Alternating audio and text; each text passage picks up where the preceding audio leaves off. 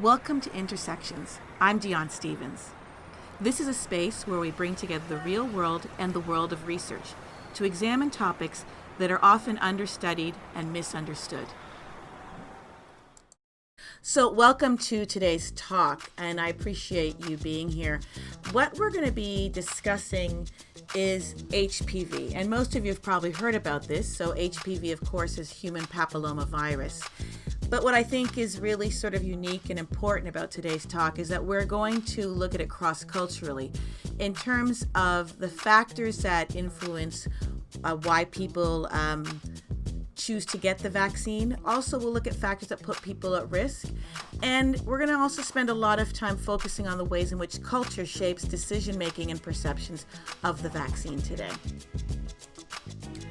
So just sort of to frame what we're going to be covering, we're first going to be, of course, starting at the basics, and I'll be giving a foundation for understanding what is HPV and the whole HPV infection process. And then, of course, I'll link this to HPV and how it leads to cancers and related cancers, which is where a lot of the discussion takes place. Then we're going to sort of shift into looking at ways in which we can engage in prevention of HPV by specifically looking at the vaccine, which will lead us to the discussion around cross-cultural concerns about HPV. And then we're going to tie things up by sort of taking a lens to the future to see what's next or what we should be doing to look at HPV prevention in the future. So let's get started with the basics. Let's start by looking at what is HPV and how does HPV infect our bodies. So I already pointed out that HPV stands for human papillomavirus, and the term HPV is really taken from the warts, and that's called the papillomas. And that's because some types of HPV cause warts, and these warts, of course, can be on different parts of your bodies, your genitals, your hands, your mouth, etc. And we'll talk about that a little bit more. When you're thinking about HPV, though, it's important as I'm talking about this to really think about the ways in which it's really both a biological and social process that leads to infection. Biological, obviously, as I've just talked about, that there's some specific viruses that cause HPV infection. But the social processes are those that put us at risk or open our bodies to infection. So something that always surprises students when I talk about HPV is the fact that it's the most common STI, sexually transmitted infection, in the United States. At this point, it's estimated like 79 million people have some form of HPV infection. And of course, it's assumed that most people will be infected with HPV in their lifetime. Now, HPV is something that generally doesn't cause symptoms and can usually sometimes clear itself. It's when there's a persistent infection that really is problematic, and that persistent infection is what leads to cervical cancers in women and other types of cancers in men, and also warts. But because it's so widespread, it often also means that there's a huge cost to it.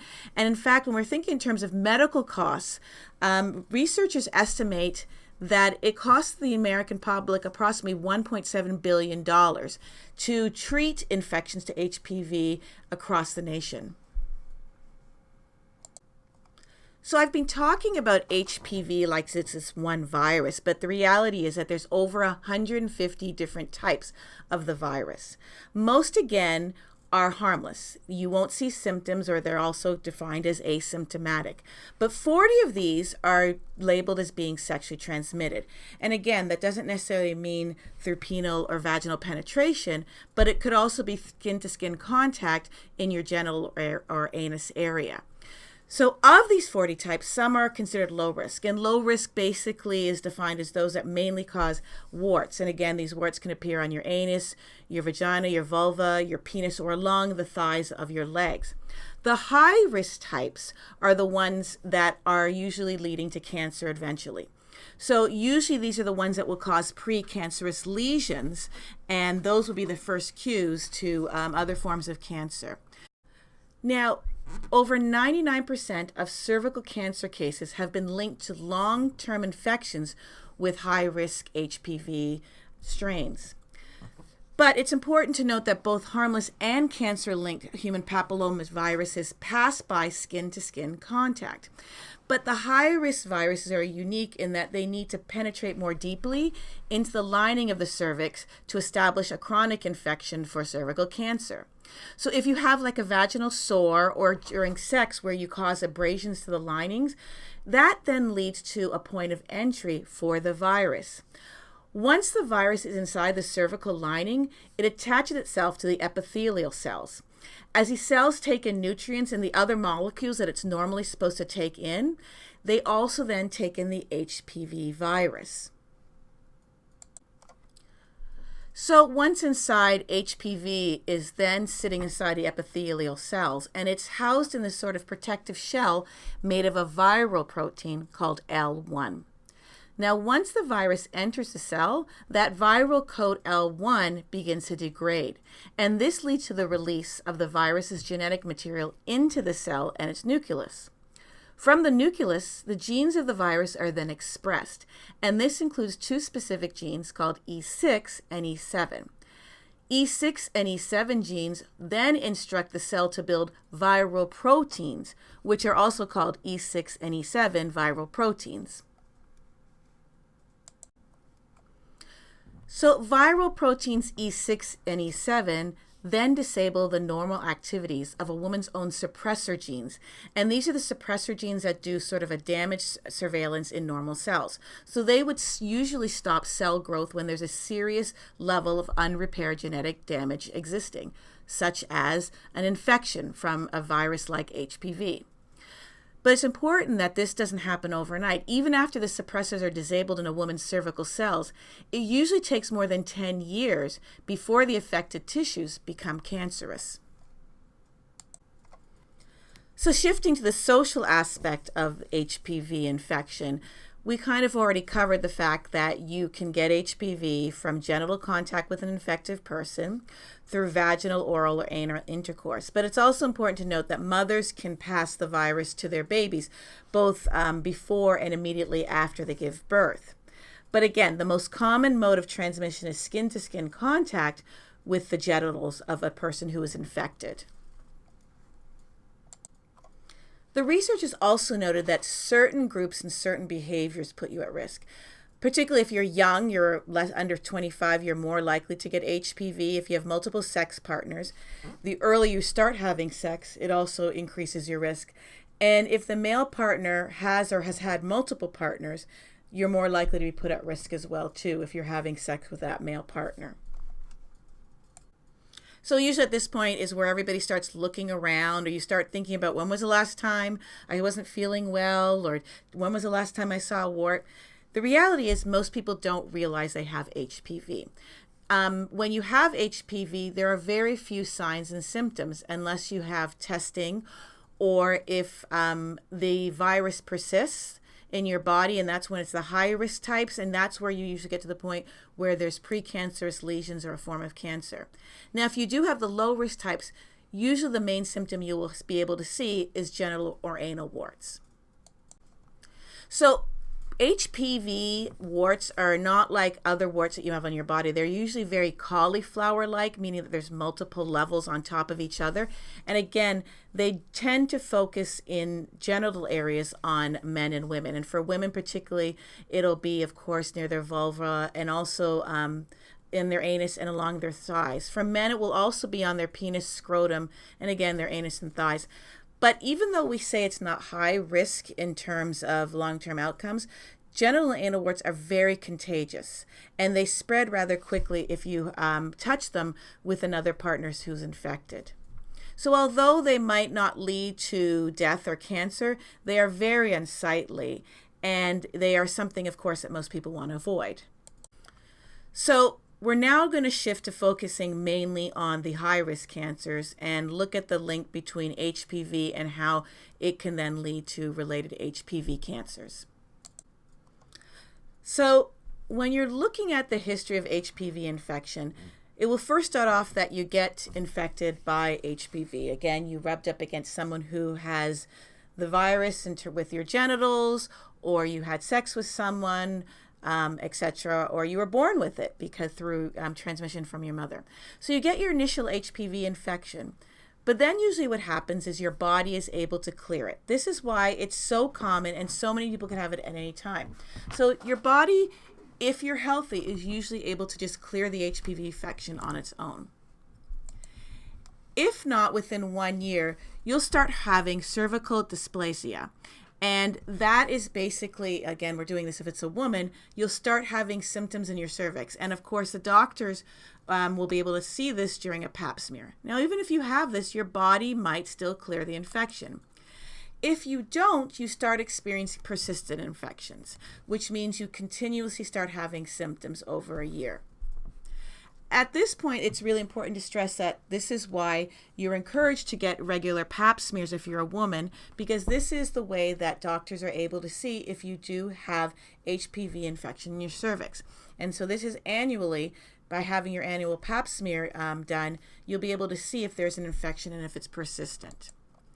Now, usually it takes a bit longer, in between 1 to 5 years. Now, you could get to level 2 or 3, and then the virus clears itself. If not, and usually up within 5 to 10 years, it will turn into cervical cancer.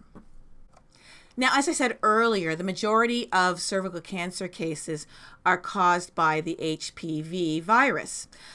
But it's really important to note that 2 strains, 16 and 18, are responsible for over 70% of those cases. So it's really important, again, as I've already kind of started stressing to everyone, that people get their annual pap smears. And that's because precancerous cells can be detected during this. This is part of the reason why you often hear that girls should be starting to get regular pap smears at least 3 years after they become sexually active, because that would be a way of seeing if you have persistent infection. Now, again, it's very unlikely that a young woman or a young girl will be diagnosed with cervical cancer because, again, it takes almost 10 years for the cancer itself to develop.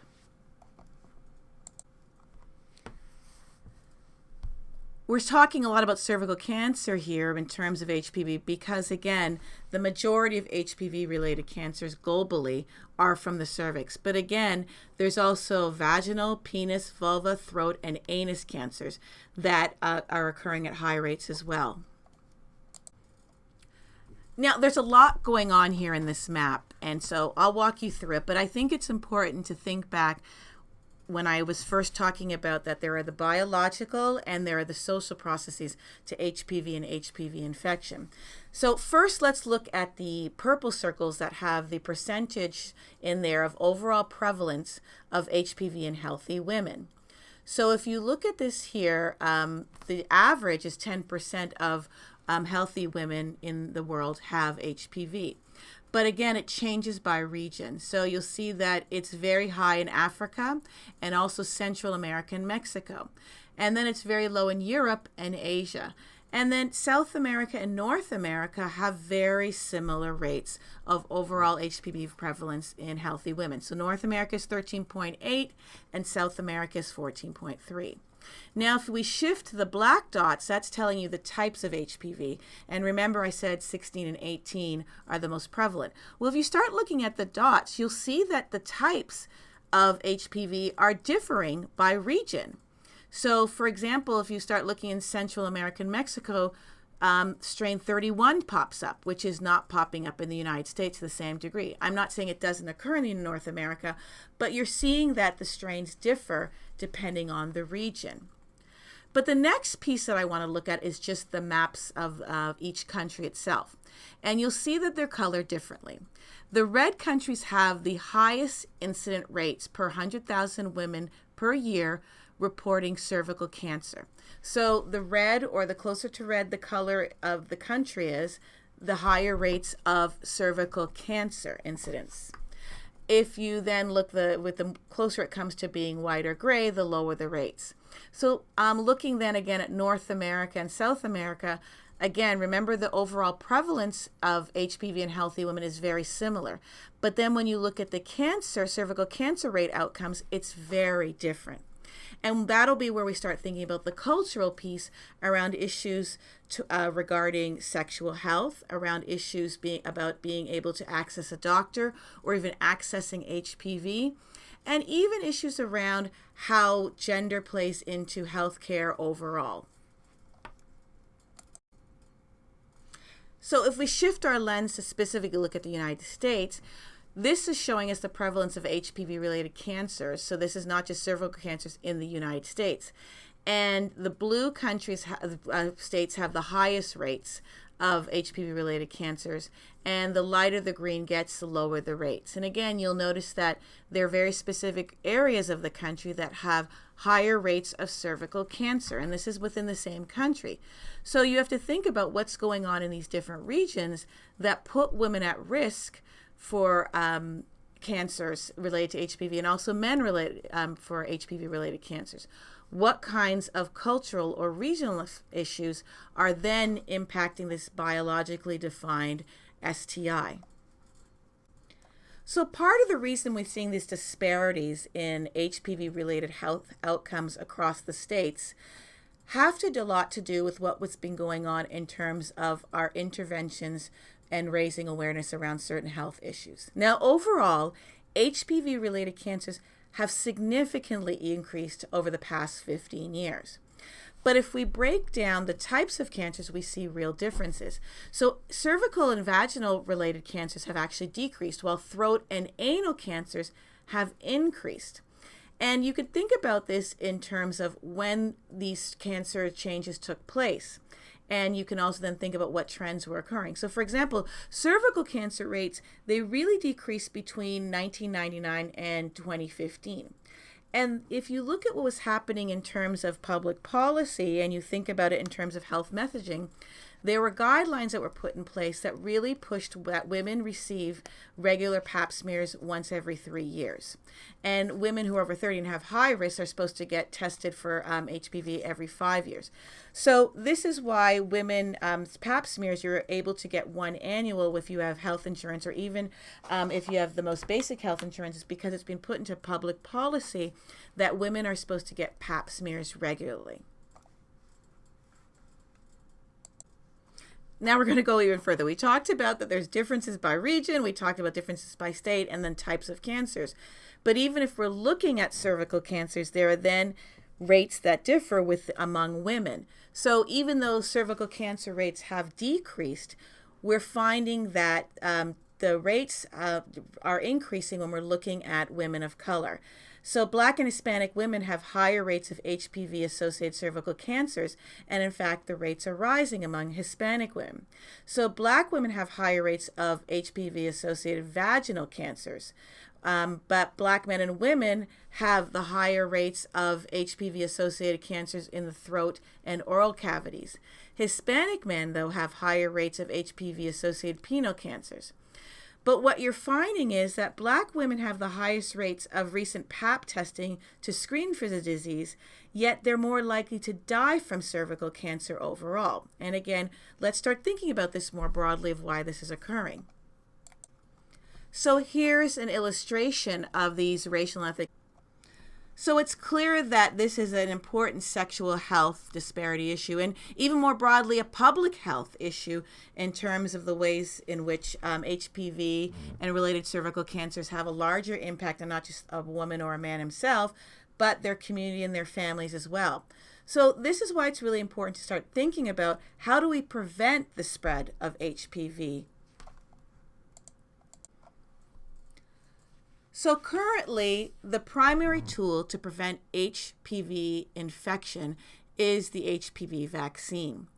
It is safe and effective, according to research, by 90 to 100%. And it really is one of the first tools in terms of preventing different types of cancers that are associated with the virus. It's been around for over a decade at this point. It was first introduced in 2006, and at that time it was only available for women. But of course now men, and we should say specifically adolescent and young men, are being encouraged to get it along with adolescent and young women. About 2 years ago, beginning in 2017, Gardasil basically took over the market, and they are the only one that have approved HPV vaccine in the United States. And now the vaccine is available in either 1 or 2 doses, meaning that you have to get your first shot and then you have to come back within 6 months to a year to get your second shot to ensure that the vaccine is effective against preventing HPV infection. Now, if you look at the literature around vaccination over the past year, the rates of vaccination were fairly low, but it's really improved, and a lot of that has to do with a lot of the public health message and outreach to physicians and parents around the importance of getting the HPV vaccine as it relates to cancers over the long period of time for their child. At this point, almost half of all adolescents are estimated to be up to date. But you'll find still that boys are less likely to be vaccinated than girls. But again, that's slowly changing as there's been greater focus on preventing among males, and particularly in terms of outreach and messaging and providing information. What's really concerning, though, is that a lot of adolescents start the vaccination series but don't complete it. And what I mean by that is, remember earlier I said that you have to go for 2 doses. You get your first one, and then you have to get your second or third within 6 months to a year. Many don't go back for their second or third shot, which means that the vaccine is less effective against preventing HPV infection. So, as we noted earlier, it's important to look at things in terms of within groups of what's happening. So we said again, in the United States, there's high rates of vaccination for adolescents, but if we really look at it at the state level, that doesn't hold true. So this map here shows you that certain states have higher rates of vaccine coverage for adolescents as compared to others. So the orange have the lowest rates, and the yellow the next lowest, to going up to the black. So the darker the state's coloring is, the higher the rates of HPV vaccination following through the whole series. What I find interesting about this is if you think back to that earlier map I had about HPV-related cancers, the cancers across the board, not just cervical cancers, and the states that had the highest rates of HPV-related cervical cancers, well, if you put it on top of this map, you'll see that it's very similar, that the states that had the highest rates of HPV-related cancers also have the lowest rates of HPV vaccination. So there might be something going on in terms of beliefs, access, health systems, messages that are being promoted within those communities or those regions that are taking place. Now, here's another level of looking at within group differences, that if we look at some demographic factors, we can see the coverage among adolescents in the United States is also different. So the general rate, or the average rate in the United States of adolescents who have HPV vaccination is 48.6%. Like we said, almost half. But when we're looking at people who are living in poverty situations, so adolescents who are below the poverty level or are at or just slightly above the poverty level, the rates of those who are below the poverty level are more likely to be vaccinated. And that has a lot to do with the fact that government health systems pay for and promote HPV vaccination among adolescents. Another factor is if you look at rural versus urban adolescents are more likely to be vaccinated. And again, that might have to do with the fact that rural adolescents are less likely to have regular access to doctors, or they have to travel further, etc. And then, of course, as we talked earlier by gender, you could see that girls are more likely to be vaccinated than boys.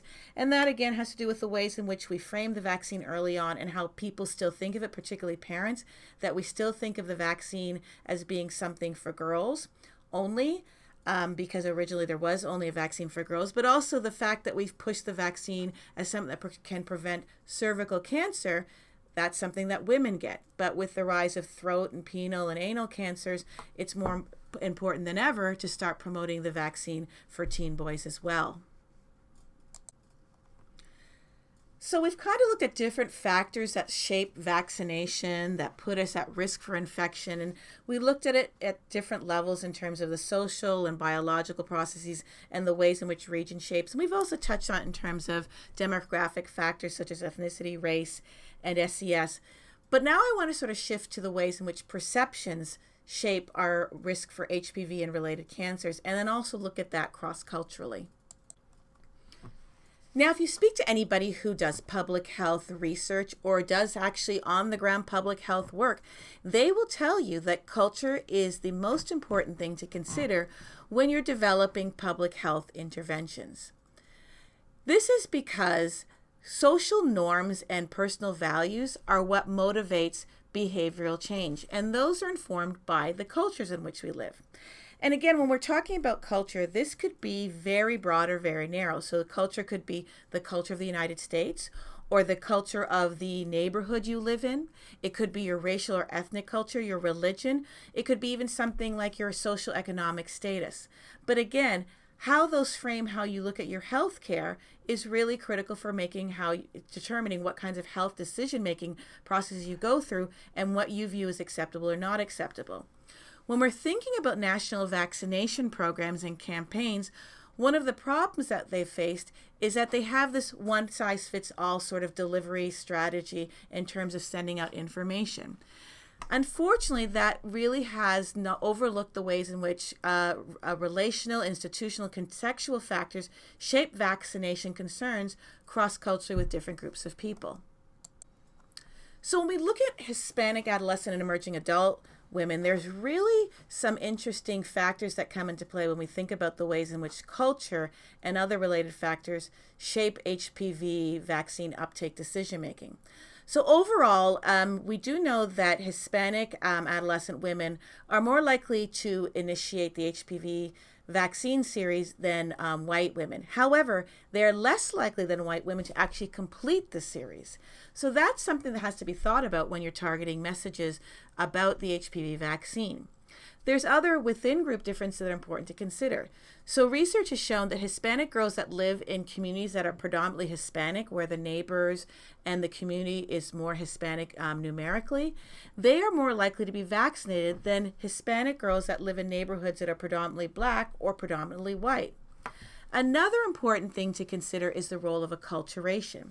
So research has shown that girls who are less acculturated are less likely to start their sexual onset at a younger age, while Hispanic girls who are acculturated are more at risk for having sex at an earlier age. So this means the message around HPV vaccination can be very different between acculturated girls. So girls who are less acculturated actually have a longer period of time for which they can get the vaccine because, again, ideally you get the vaccine before you start having sex. So the message around vaccination has to be very different for girls who have delayed sexual onset past adolescence into emerging adulthood. In fact, it's important to even think about doing the catch-up vaccine, which is very common now, and they're being pushed for girls who have not had sex as yet, particularly those who are living in areas where there's lower levels of acculturation. So what I'm going to look at here first is a study that we did with Hispanic college women, and we were looking at factors that sort of influenced their decision on whether or not they were going to get the HPV vaccine. And we had the sample where it's almost split evenly, that half had been vaccinated and half had not. And we started to find out why women had made these decisions. And I'm going to start off here with this first chart that looks at the women who had not been vaccinated. And we were asking them, well, why didn't you get vaccinated? So again, these were college Hispanic women who had not been vaccinated. And the number one reason was their concern about the side effects of the vaccine, both in the short and long term. They were fearful of the immediate adversarial outcomes of getting the vaccine. So some girls had heard that their arm would hurt for several days and they didn't want to have to deal with that, while others heard that the people were actually put into comas and they were unable to function long term. At the long-term level, people were also concerned that they felt the vaccine hadn't been fully tested or that it hadn't been out long enough. And so they were thinking that they want to see what's happening to other people before they started getting the vaccine. The second reason for Hispanic girls in college that they gave for why they hadn't received the vaccine was that they didn't think they were at risk. And this could be for several reasons, mainly that they didn't feel that they were engaging in behaviors. So, for example, a lot of these girls had not started having sex, so they were correct that they were at low risk for having the vaccine. or that they, the other thing that had emerged was that they didn't have cancer in their family. So they felt that there wasn't a need to get the vaccine because they connected the vaccine to cervical cancer. And since they didn't have a family history of cancer, they didn't feel that they were at risk. The final one that emerged most commonly was the inconvenience of having to get the vaccine. So the idea of I have to go into the doctor and get it, and then I got to go back. These young women felt that they had so many other things going on. There were so many things taking place that having to get the vaccine and then go back at a scheduled time again to get the follow-up really wasn't realistic at that point in their lives. Now, when we look at the Hispanic college women who did get vaccinated and look at the reasons why they did get vaccinated, you see some kind of similar factors, but there's other cultural factors that were important. And the number one for these girls was that their family networks and their friends encouraged it. So either their friends were getting it, their mothers were getting, etc. This was something that really pushed majority of these women who were vaccinated to get the vaccine. So that didn't emerge as an issue in terms of who was telling them things for the women who were not vaccinated. Similarly, if their doctor had told them to get it, and if the doctor had particularly been encouraging, that was another factor that influenced women to get the vaccine as well. The perception of risk was also something that emerged. And it wasn't so much that the women felt that they were not at risk, but they were fearful of the possible risk. So they were fearful that maybe that eventually they could be putting themselves at risk, or they could have sex, or they could have had sex with someone who was an infected partner. So they viewed it as something that could be preventative before they actually engaged in something where they knew they were at risk. Tied to this issue about family or other social networks concern was an awareness of people who had become sick from HPV, and specifically someone who had HPV-related cancer. So having a family member, a close friend who had HPV or had an HPV-related cancer also was something that influenced women to go get vaccinated. And finally, seeing a media message was the last source of influence. And even though we put so much energy into it, we see here that the social network and the healthcare provider are really central in terms of understanding these Hispanic college women's attitudes towards the HPV vaccine. Now, when we consider the HPV vaccine in terms of Black women's experiences, there are some very different factors that take place. So when we're looking at Black adolescent and emerging adult women getting vaccinated, there's some different concerns that are emerging. Now, I want to shift in terms of a biological factor that's really interesting that hasn't been found in other groups, is that the reality is that the most common strains that Black women have are actually not protected by the current version of the HPV vaccine.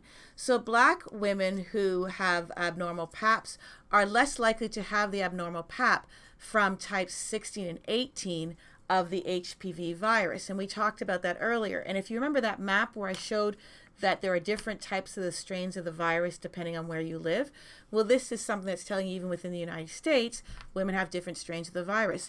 In fact, what they found is that for African American women, strains 35, 66, and 68 are the ones that are most likely to are the ones they're most likely to have, and also the ones most likely to related to their HPV-related cancers. Now, they are doing clinical trials to test new versions of the HPV vaccine, but these new versions are not including these strains that are most common in Black women. And that's something that we have to consider biologically in terms of cross-cultural differences when we're thinking about promotion and prevention. Also, we're using the term Black, and I've said African American as well too, but even within the Black community, there are huge differences in terms of the ways the HPV vaccine is perceived and attitudes towards HPV vaccine uptake. So when we're looking at vaccine rates nationally, we are seeing that African American women, and we're looking specifically at African American here, receive the HPV vaccine at similar rates to whites. But when parents are thinking about it, their priority is if the doctor recommends it. And that holds true across all levels of socioeconomic status. So that shows that physicians' recommendation is particularly important when you're looking at African American parents seeking the HPV vaccine for their daughters. Also, African American parents are particularly concerned about genital warts on their daughters as well too. And this, again, I'm looking specifically at the research on daughters and HPV. But what they found is that issues around the debates with HPV vaccination are really sort of central to shaping African American parents' views of the HPV vaccine. So the issue about the side effects, its safety, and also the government, there's been all these debates publicly of if the vaccine is causing illness and its effects. African American parents are very attuned to those discussions, and that is very significant in their discussions about why or why not they're willing to have their daughter vaccinated against the HPV vaccine. Now, if we break it down further and look at subgroup outcomes, it's very different when we look, for example, at Haitian women in the United States. So what we do know is that Haitian women are less likely to get the HPV vaccine as compared to African American women, and there's several reasons for this. Part of this is because the HPV health literacy campaigns really focus on using television, advertisements, and brochures. Now, in recently immigrated populations, Haitians are not necessarily using written down tools of information. It's really very much an oral culture. So it really has to be through health literacy, through discussions and advertisements on radio. The other thing is that using it on television really, again, doesn't necessarily have the same impact among Haitian populations in terms of awareness. We also know that across the board, when we're looking at recently immigrated Haitian women, they have higher rates of cervical cancer. So I'm going to show you here a study that we did on cultural values that are influencing immigrant Haitian mothers' attitudes towards HPV vaccination for daughters. And these are recently immigrated Haitian mothers that did this. And what we found was that they had some very culturally specific concerns that influenced whether or not they were willing to get their daughter vaccinated against HPV. First, they were concerned that if they told their daughter that it was okay to get the HPV vaccine, that they were encouraging their daughters to have sex. And so this was because a lot of the knowledge and information that was being shared about the HPV vaccine at that time was that it was spread through sex, and there wasn't as much of a push on its link to cervical cancer. The second concern that arose that was very interesting was that this was a concern that the vaccine had not been tested properly. And this was a way of testing the vaccine on Haitians specifically as part of a longer history of abuses against Haitians. So you could see the ways in which cultural and socio-historical factors really sort of influence and shape population's perceptions of their health. And in this case, it's specifically concerns about being tested on or used like guinea pigs to test out the effectiveness of the HPV vaccine. Related to that were concerns about the ways in which HPV and HIV could be thought of as being interchangeable.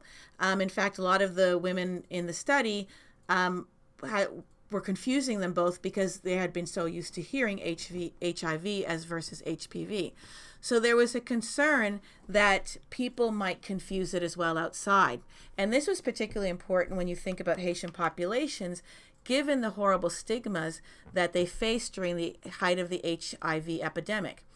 During the 80s, the CDC, the Centers for Disease Control, actually had said that there were 4 risks for getting HIV, and they were being homosexual, homophiliac, heroin user, and Haitian. So an entire population was stigmatized by a virus when it was not about a population, it was about a context and risk behaviors, and it's much more in depth.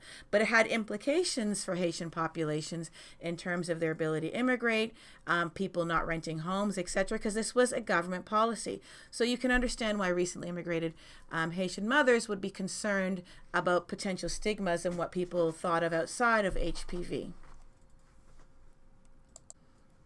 In a related study, we interviewed Haitian American college women, and we were asking them what role did the physician play in influencing their parents, encouraging them to get the HPV vaccine.